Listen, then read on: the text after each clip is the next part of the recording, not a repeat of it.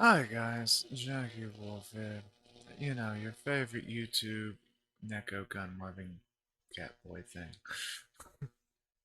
And I really didn't have my intro planned out for this one. I am sorry. Mm, well, it's a good name, I guess. Well, anyways, let's get into it today, right? As everything breaks constantly. Our first news story of the day is breaking. UPS cancels gun dealers' accounts, destroying packages in transit. Now, I disagree with all this. You should not be able to destroy people's private property. And when it's in transit by your company, well, you know. That being said, United Postal Service is terminating the accounts of gun dealers across the country. Any packages currently in the UPS system may be seized and destroyed. In a letter sent to one Florida gun dealer, Ghost Firearms, UPS said they were terminating his account because they may be violating laws concerning homemade firearm parts. We write to inform you UPS has learned that your company is violating acceptable laws in ghost guns. Alright, so this actually comes down to something else.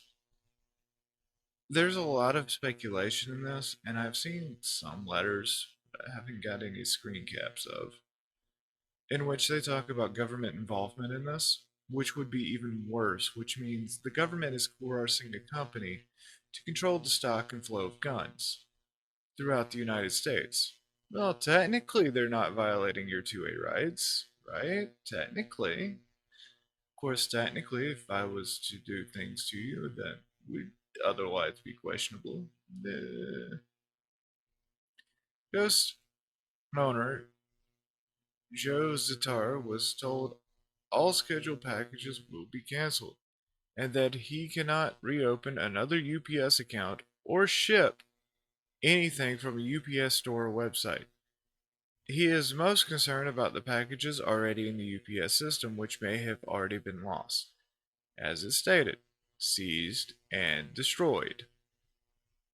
Please note that any package found that have been tendered by Ghost Firearms may be seized and destroyed, the letter states. I shipped more than $30,000 worth of products, he said. Zotar immediately called his UPS sales rep, who said he had no idea that the account was terminated. Ghost Firearms sells uppers, lowers, handguards, and OEM parts for a number of manufacturers. They also sell 80% receivers. But yeah, no, see, again, it seems they're doing the legally responsible thing. They keep in touch with UPS, but I have a feeling there is a lot of government involvement on this. We do not ship the states that are not allowed, Zotar said. We are in total compliance. We had ATF in here just 2 weeks ago, and they told us we were completely legal. Retail giant Brunels told their customers in a Facebook page that they too were terminated by UPS. But I have a feeling that there is a little bit more behind this than what they want to talk about. And I'm going to leave a video in the description below from a firearms guy that isn't me, whom I think in his video has evidence against some of the stuff going on. The video's from the 3rd, so it's a little bit of a latent delay. Of course, this is from the 1st. And this is just to show you how much in the back work of the United States government, they don't like you. They want you to suffer, and they don't want you protecting yourself. My alarm's been going off for like 30 minutes straight. It's great. But enough of that story. Let's switch over to the other one. This comes from the Gun Owners of America. It's a great group. It aims to be the better NRA by not actually giving up your rights and freedoms like the NRA does. I do highly recommend them. I use, at least, I think I'm still a member of the GOA. I don't remember. But if you're a gun owner and you want somebody that supposedly they're the best, and as far as I can tell, they're the best. There's others out there that are really good, but as far as I can tell, these are. GOA criticizes Biden and Park Zicker comments following Illinois shooting. Of course, I can already tell you that after the shooting, the first thing that anybody did, while everybody was massively over emotional, instead of waiting for things to clear out of people's heads, was go, we need more gun control. We need more gun control. Take in mind. And God, I forgot the name of the place it was at.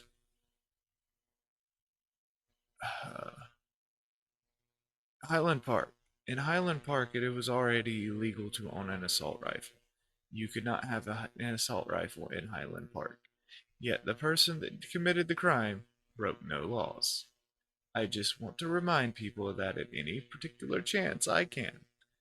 Anyways, this is from the 5th, a couple of days ago. I know, Jackie's late. Jackie's late. Don't start. Jackie's had a very busy week. Today, Eric Pratt, Senior Vice President for Gun Owners of America, issued the following statement in response to calls from President Biden and Illinois Governor J.B. Pritzker to enact more gun control in the wake of the shooting in the Highland Park, Illinois. And this is what he had to say. Once again, all of the strict and erroneous measures that anti gun politicians claim will prevent shootings like we saw in Illinois yesterday utterly have failed to stop this murderer from carrying out his evil act. Illinois has a red flag law, and despite being known to the authorities and demonstrating dangerous behavior, it failed to stop him. Additionally, the state has waiting periods for firearm purchases and bans. Concealed carry at public gatherings like parades. In addition, Highland Park has local prohibitions on AR-15 style rifles and magazines capable of carrying more than 10 rounds, and yet none of them stopped it. Oh, but it's the guns. No, no, you have to be Illinois compliant, and it looks like none of that actually worked. Did it? But Jackie, you just won't know. I don't want people to die. I hate the idea of people dying, but I like the idea of people being able to protect themselves. Remember, I hold life as sacred. My religion requires me to hold life as sacred. Again, all of this gun control on top of the recently enacted unconstitutional federal gun control law failed to stop this killer. Instead, it left good people defenseless in a dangerous situation and has now led for more calls for further action from anti gun politicians. GOA members will not sit idly by while anti gunners try to chisel our rights away piece by piece to the point where gun owners are fully regulated to second class citizens. We will exercise our First Amendment rights to fight back. GOA spokesmen are responsible for interviews. Gun Owners of America is a nonprofit grassroots lobbying organization dedicated to protecting the rights to bear arms without compromise. The GOA represents over 2 million members and activists. For more information, visit GOA's Press Center. Now, like I said, I used to. I. It's weird because I can never keep up with when I am a member of and when I am not a member of. And I can't check without giving out details that are not meant to be known to the public at this point in time. So, when it comes down to it, yeah, no, the gun laws and stuff in place in Illinois are fairly strict, fairly straightforward, and definitely did not stop that.